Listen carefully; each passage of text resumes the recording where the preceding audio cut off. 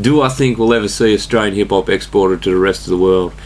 Man, that's the dream for all of us down here, you know, but just the fact you've asked me that question, you know, it's an answer in itself. You know, we've had quite a few Australian artists doing some things overseas, you know, a bit of media and doing some gigs and that, even over your way in the States. But, you know, if you're asking me that question, then, you know, I guess we're not hitting it hard enough yet, and here's hoping for the future, you know, Australian hip-hop worldwide. That's hot.com.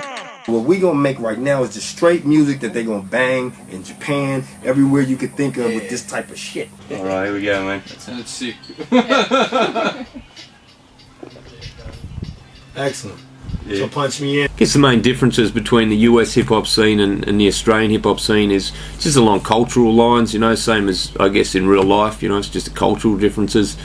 You know, we were given, I guess you could say, the hip-hop culture from the States, and we've just sort of put our spin on it. You know, it represents our culture as well now, our little scene down here, and, you know, different lingo, we rap about different things, but, you know, hip-hop's hip-hop, you know, don't matter where it's from.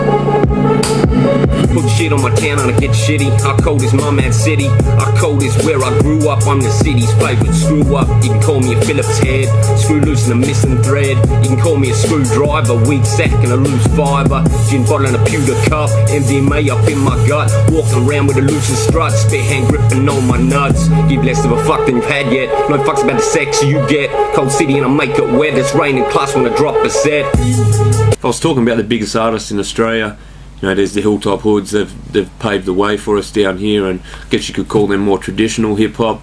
You got Bliss and Esso. You got, you know, 360. He's done some pretty big things. He's sort of more of your commercial pop style hip hop. And, you know, another name that's really doing big things down here is Cursor. He's you know, more on your underground street level. But yeah, they're probably the biggest guys in Australia.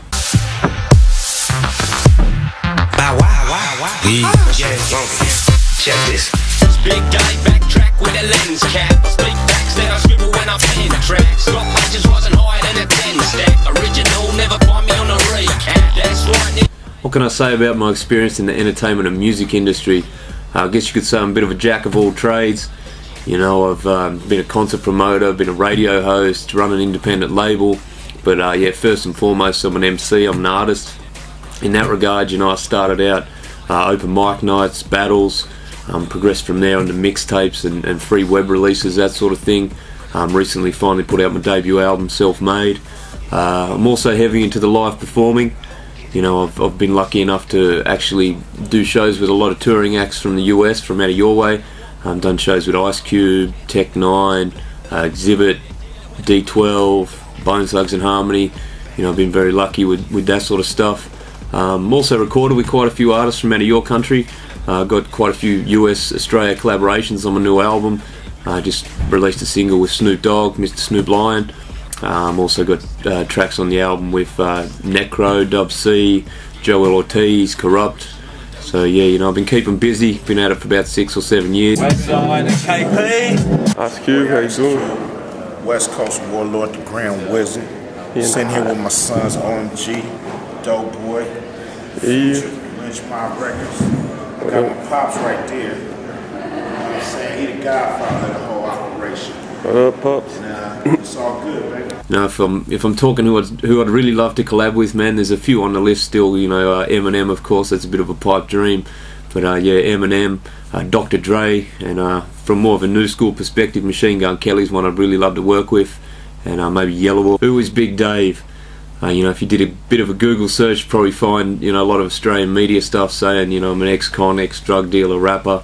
But, you know, that's just the headline that they go with. You know, the real Big Dave, he's just a dude that loves music, you know, loves hip-hop, passionate about what he does, you know, loves his family, loves his friends. So, you know, I'm just a down-to-earth guy that likes to work hard and make music. Locked in Goulburn, met a mate named Tone, a staunch fucking lad with a backbone stone. For him the outside was a sometime zone. He called the prison yard his true fucking home. Murder, trafficking, armed robbery, a true fucking vet. Always did things properly, always played but a true code of the crim. Could well be the staunchest lad I met when I went in. Never was a dog, always kept his word. Always had your back when drama got served. Last time I saw him I was halfway through a third. Couple 4 years back, can't believe what I heard. His voice on the phone from an outside line. He was back on the street and he was doing just fine. Hit fast forward to 2012. Wonder what Tone's doing now in his cell. Dedicated to Tony Hagen. Staunch. That's hot.com.